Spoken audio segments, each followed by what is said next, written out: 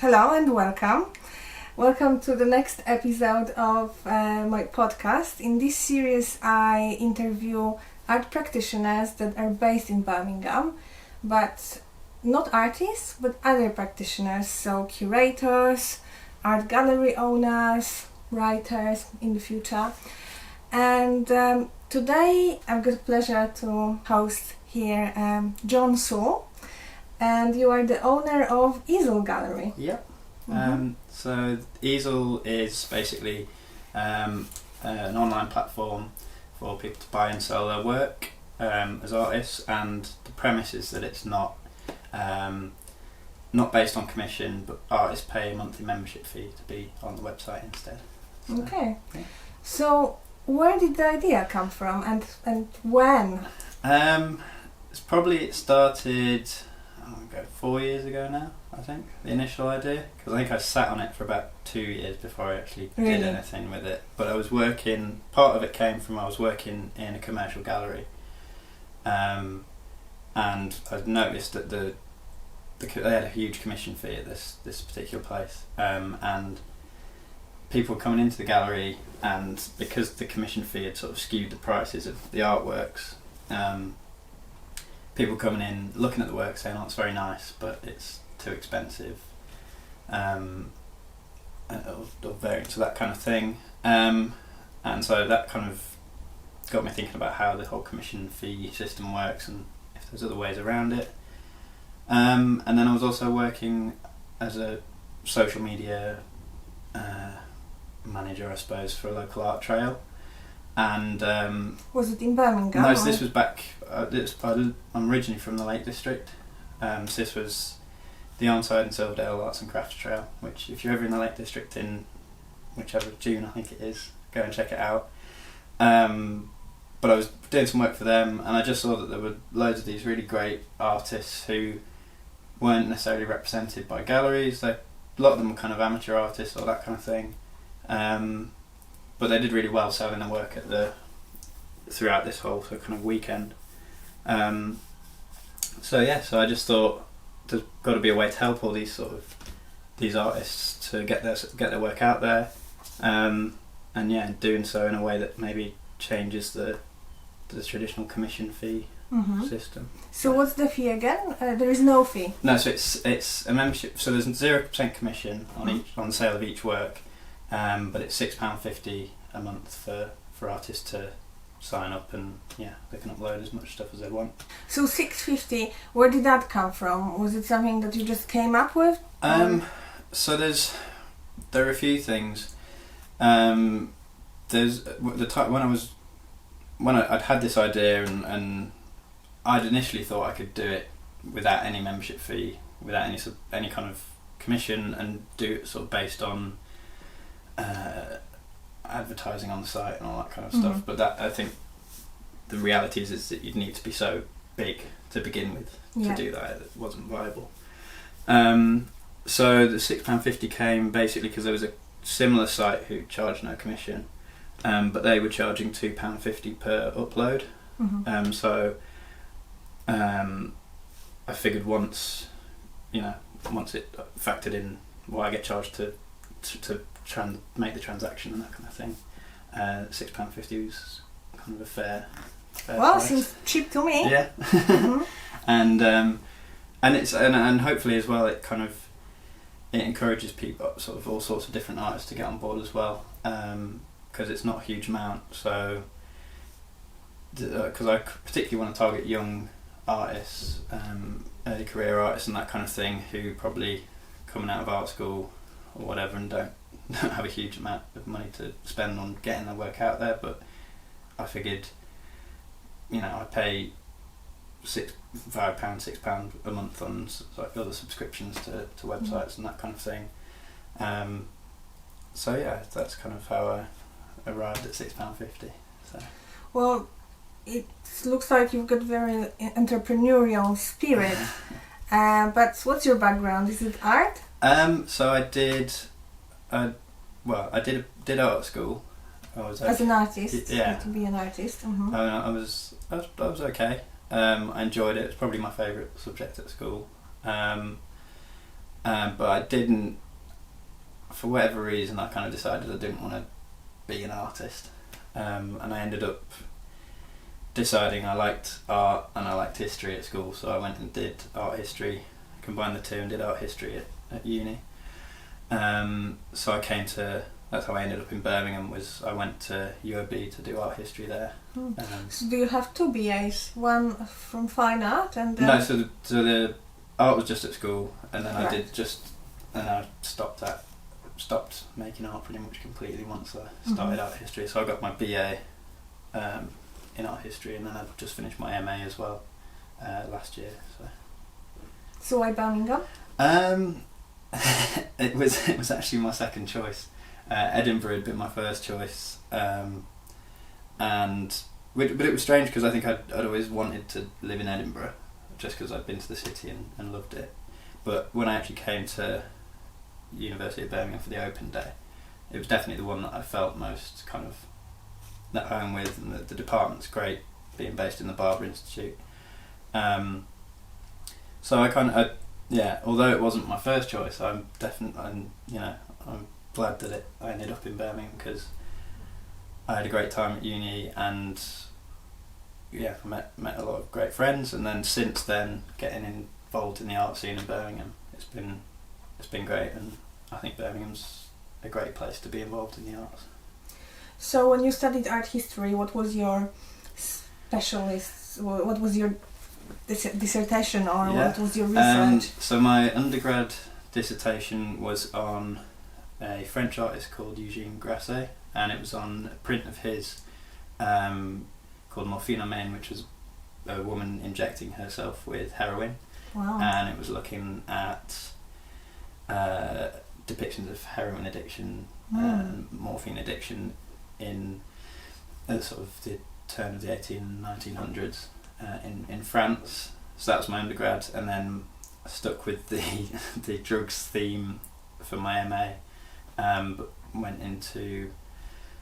started looking at this guy called Alexander King, who was an illustrator and writer and one of the first TV personalities in America, and he had a series of illustrations for a book that was called Black Opium, and I was looking at the relationship between depictions of China and Chinese people to narcotics, and the kind of racialization of those sort of narratives through his work, and then expanded it out beyond that as well. But, yeah. So not very business related.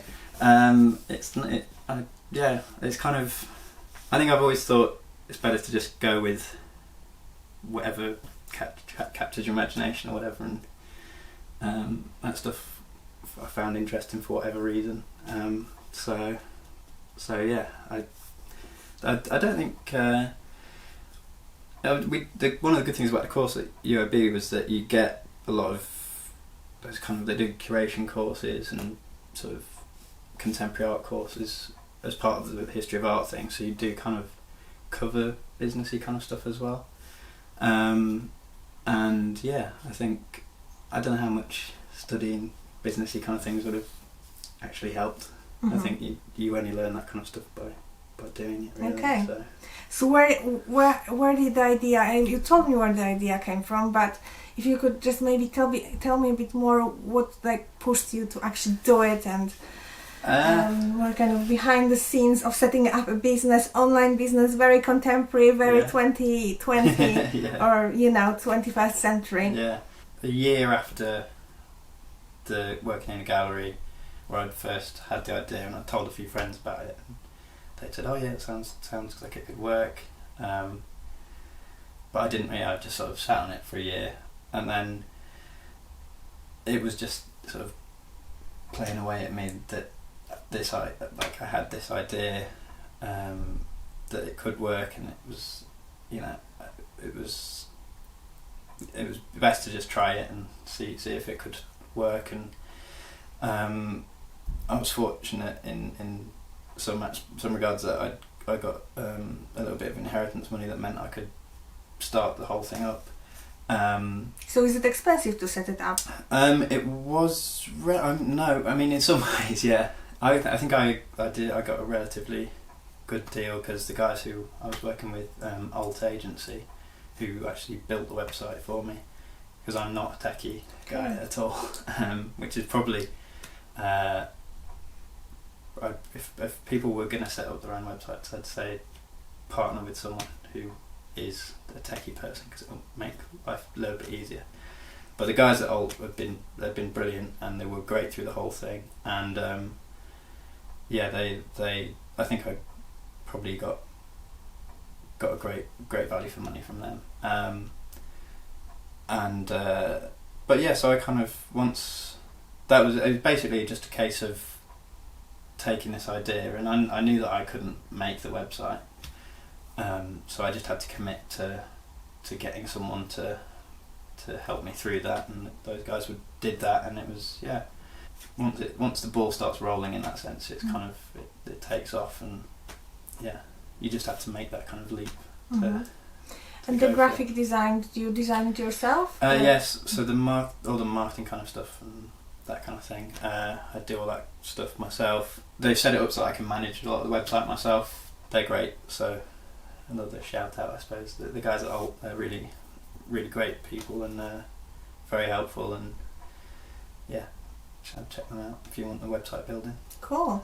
I thought that if I was creating a website, similar website, I think I would use one of those like existing websites like Squarespace. Yeah, I looked at that kind of thing, but just because I think I wanted to create something that was quite specific, and something that was really tailor-made to artists. And so how do you find your artists?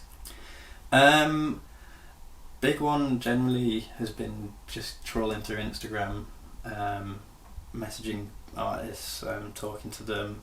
I've been fortunate as well in Birmingham to get to know a load of the artists around here. So we've got, I don't know how many now, about 10 of the artists on the website now are from Birmingham, and they're all great, really nice people, which is always a bonus. And we put on a show for them actually in Birmingham in summer. Oh yeah, that was the one that I couldn't make. No, it. But yeah, that was really, really great, because I think that's another thing I've wanted to do as part of the website. I think having an online presence is great, especially but for art, I think it's important that people get to experience it and see it in the flesh, and that artists get a chance to showcase their work like that. So seeing things physically is just as important. So and going out and meeting people as well, just generally. I think we like to do a lot of things online, and I do as particularly because I think you can kind of hide a bit behind being online, but going out and meeting people, that's been a great way for me to get to know artists as well, because you actually kind of connect with them a bit more deeply, which is nice. But yeah, and then some people, it's just they've seen the site and signed up, so so I've kind of had a mix really of different things. So it's been nice to see it kind of grow, and the artists on it grow as well. So great. So how many artists do you have on the website now? So 60 artists on it at the moment. That's a really nice number. Yeah. It's really impressive. And that's within 2 years of... Yeah, so it's about 18 months now since it launched. But no, it's been really good and I'm very thankful to the people that have sort of shown faith in, because it's relatively speaking, it's a new concept and that kind of thing. So and the artists that have got on board have really kind of bought into it. So that's part of what I wanted to have with the subscription system as well, is that they're not just paying a flat fee and then their work's out there. They kind of have to invest themselves in making it work, because it's for their benefit. So the more they stay engaged, the more work they have on, the more likely they are to have sales as well. So in what way do they have to engage?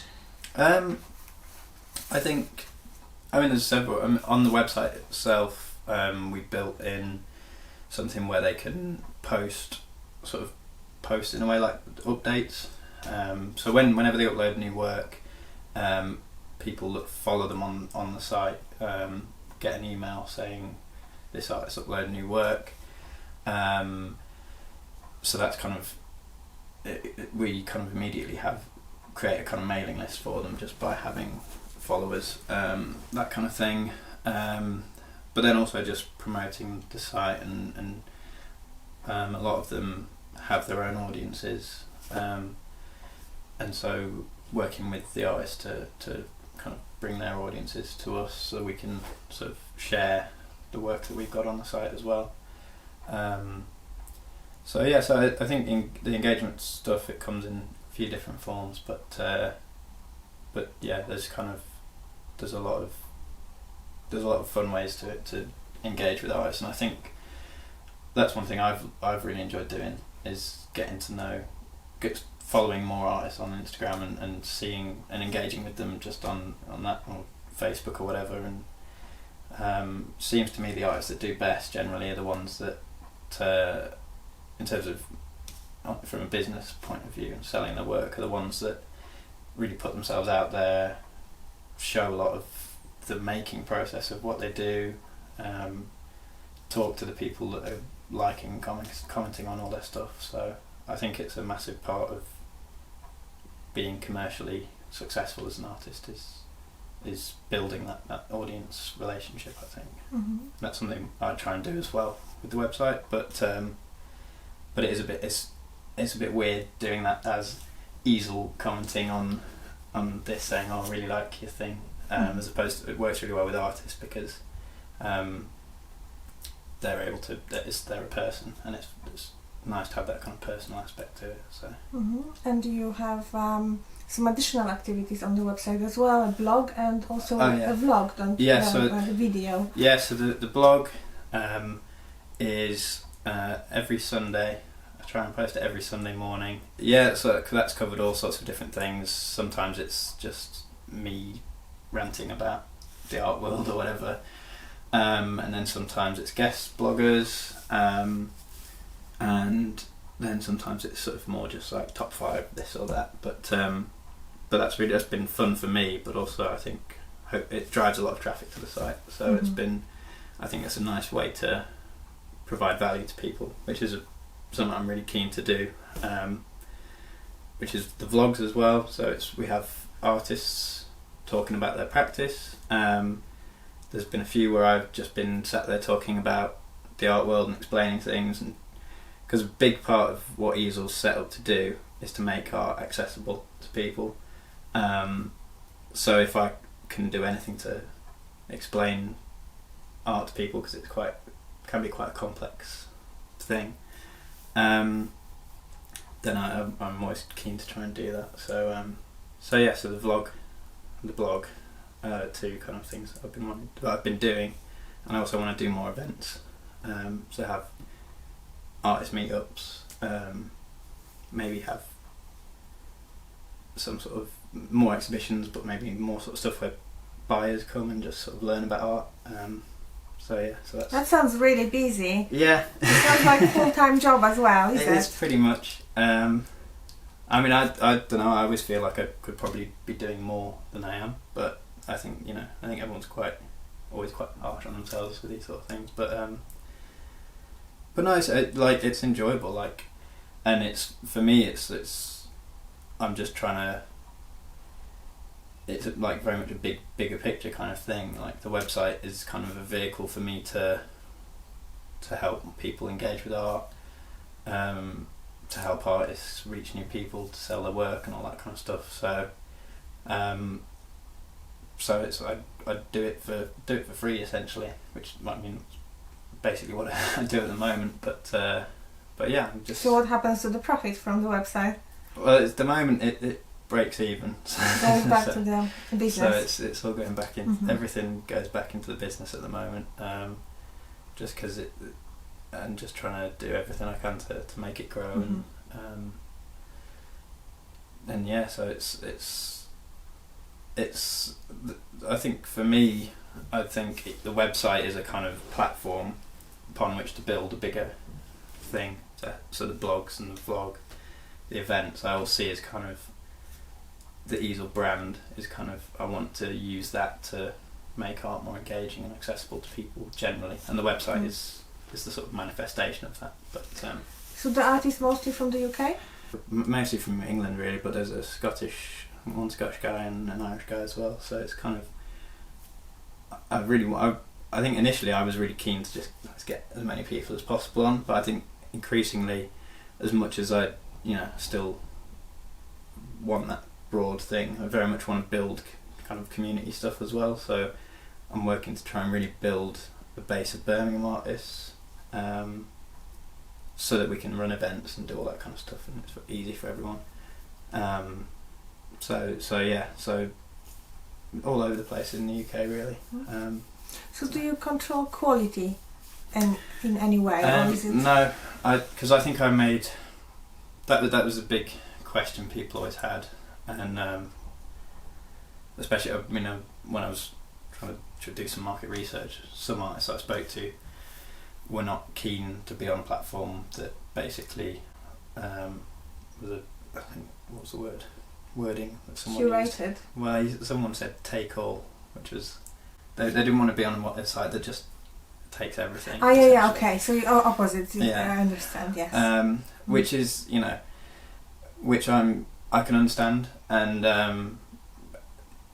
I can as much as Eazyl's about no commission and all that kind of stuff, I can understand why some artists want to be in galleries that do charge commission and all that sort of stuff, and there's different needs for different people, but I think to be true to the accessibility ideal, it had to be open to any artist at any price to be able to sell their work to people, because I think, especially for people in the arts, it's very easy to say, oh, this isn't great art or whatever, but that doesn't mean there's someone who maybe isn't that into art but likes the piece of work and wants to own it. So I'm more than happy to have anyone on the site. I think it's easy to be snooty about these kind of things, but I'd rather not be, basically. Okay, and how does it work with actually handling the works and sending them? So that's all down to the artists. So basically what Eazyl does is it provides the platform for people to see the work and pay for it, but it just then it's then on the artist. They ship and package and all that sort of stuff, but my experience has been that they always do. They're always great at that. I think most people send stuff first class, and because it's their own work, so I suppose they want to make sure really it's... and they want it, and a lot of them do really nice things like put little extras for people in there. Like if they're giving them a big print, they sometimes put in small ones as well. And that's something I found really nice, is that that people kind of really like buying into these sort of things. They want to. They're very thankful for people buying their work, and they want to repay them for that. So they'll often they'll not just give them one thing, or they'll write a note to say thank you for buying it and that kind of thing.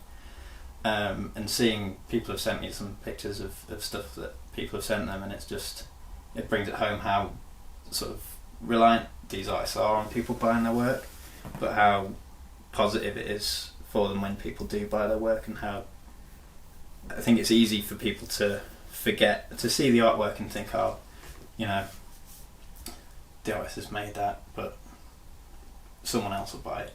But at the end of the day, I think if you like it, you should buy it, and thank the artist in a way for providing you with that whatever moment of happiness or interest you got from the artwork. So yeah. So who do you think are the customers?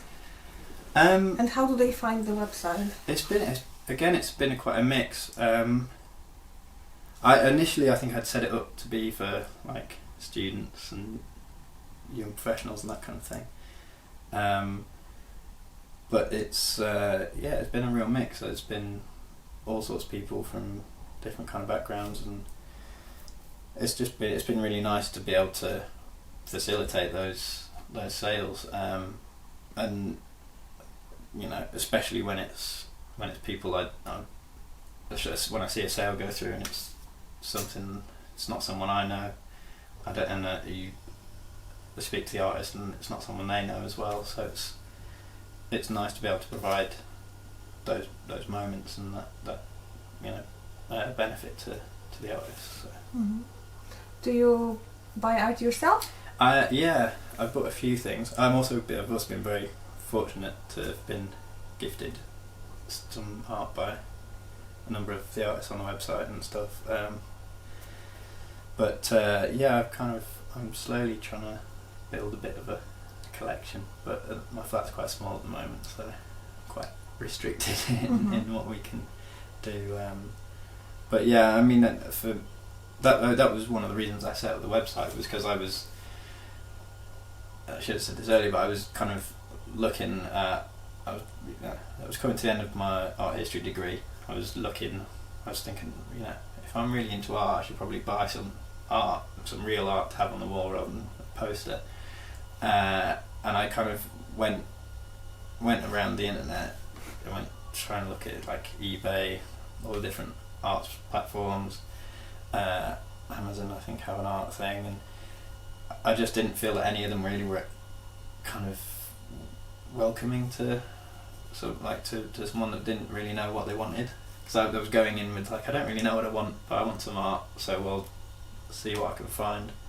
But I didn't feel particularly welcomed on it, so that was another reason to set it up, was because I wanted to create somewhere where people could just go. Because I think there's probably more people that would like to buy art than feel that they're able to a lot of the time. So hopefully the website can facilitate that for people. Mm-hmm. And what are your big dreams and plans connected to the gallery, the online gallery, or maybe other things?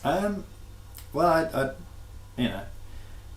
I'd love for Eazyl to be like the go-to place for people to buy art. I mean, that's the ultimate goal. But it kind of sounds cheesy, but it's just every time I facilitate a sale, that's kind of achieving what the website set out to do. So as long as the website can sustain itself and people are able to buy and sell work, that's great. But I think bigger picture, I want to use the platform and the blog and videos and podcasts eventually, and events to really open up art to people, because I've got a lot of value out of art over the years, and it really annoys me when I see people that sort of just dismiss art because they've either had bad experiences with it, or they're not keen, or they're not able to understand it or whatever. So the more that I can do to kind of change the perception of art, the better. So yeah, it's kind of the big aims, I think, for me and the site. So.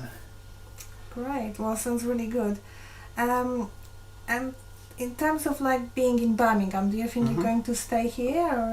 Yeah, definitely. I don't know. I think it's partly because I'm from up north. I've kind of got this anti-London sentiment built into me deep down, I think. But I've always had a feeling I would, as well. To be honest, I love London in a lot of ways, and I'm quite jealous of a lot of my friends that live there. It's good to go and see the galleries and exhibitions, definitely. But equally, I think I really like the idea of being in Birmingham now, and being maybe part of it, especially in the arts, it kind of really taking off. You feel that's taking up here? I think so. I've been here for 4.5 years now, and I don't think it's just because I've got to know more people and see more stuff. I feel like there is a sense that it's really picking up, and people are engaging, and people from outside Birmingham, I think, as well, are starting to see what's going on here. And so I think I like the idea of being there at this point, and then seeing it through and still being around when it's kind of the place to be for arts, and trying to help make it that as well. So I'm I quite like underdog stories, so I'm going to back Birmingham and stick around and hopefully see it developing, because it's a great place already. But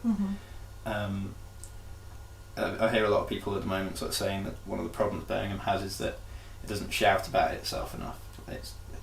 People in Birmingham know how great Birmingham is, and they're kind of content with that in a way. They're almost, I think a lot, it's maybe partly to do with they sort of are afraid they're sort of playing into the stereotypes of Birmingham is. I think they believe that the stereotypes themselves, so they're not willing to say, Birmingham's great to people that are not from Birmingham, and really show it off. So I think I'd love to see Birmingham's art scene really take off, and I'd love to be part of it. So. And you are already. Well. But what about this commercial art scene here? Because that's quite small, isn't it? Yeah. It's growing though. There's the new gallery, Birmingham Contemporary Art Gallery, who's opened up by the Arena, and I've met the guys that started that up, and they're Which really Arena? I don't know. It's by the Brindley Place. There's the Barclays Arena. I don't know. No, it's called something else now, I think, is it? Or it might be the Barclays one now. I'm not sure, but it's like where Sea Life is, around there. But so there is a commercial gallery there. Yeah, now? they've just opened the end of last year, and they've got a lot of they want to do stuff with lots of mental health charities and that kind of stuff as well. So they're really nice people, but I think something else I kind of think I've realised is that there's there's a willingness in Birmingham for people to help each other in the arts, regardless of what you're doing and that kind of stuff. People want to make stuff happen, so they're doing some really interesting stuff. And like I said before, I think I went into doing Eazyl thinking down with the commercial galleries and all that sort of stuff, but there's a need for it for some artists and for some buyers as well. But it's just about, I think it's something that I've heard people talking about with relation to Birmingham is, we all need to kind of build ourselves up, and it can't just be that, places like Icon are really successful, or that one particular commercial gallery is really successful. It's beneficial for everyone to do really well. So hopefully the arts generally will kind of continue to grow, and everyone will see the benefits of that. Yeah. Wow. I think that was my last question then. Yeah. Unless you want to add anything. I think by the time this comes out, I don't know how quickly the turnaround will be, but in the next couple of days I think I'm going to launch some t-shirts. If it's in a couple of days, definitely. I'm going to launch some t-shirts that are just arty t-shirts that are just a bit of fun. And it'll be through the Eazyl thing, but not through the website. But, you didn't. No, I'd ordered some, but they hadn't come through. I was going to wear one today, but it hasn't come through. So hopefully I'll have those, and that'll be up and live. So if people want to buy some t-shirts. Oh, cool. So what are the t-shirts? What do they look like? They just got silly slogans on with the art stuff, and they're just. It's part, I think, in a bigger picture. It's part of kind of trying to that whole thing of Eazyl as a brand is kind of it's not just about it. It's beneficial to the artists on the site if Eazyl has more strings to its bow, and podcasts and merchandise and all that kind of stuff. So the whole package. Yeah, everything. Great. Well, I'll link everything down below. Thank you very much. and thanks for coming today thank to you my for having me. podcast. No, it's been a pleasure. Yeah, Great. Thank you. thanks.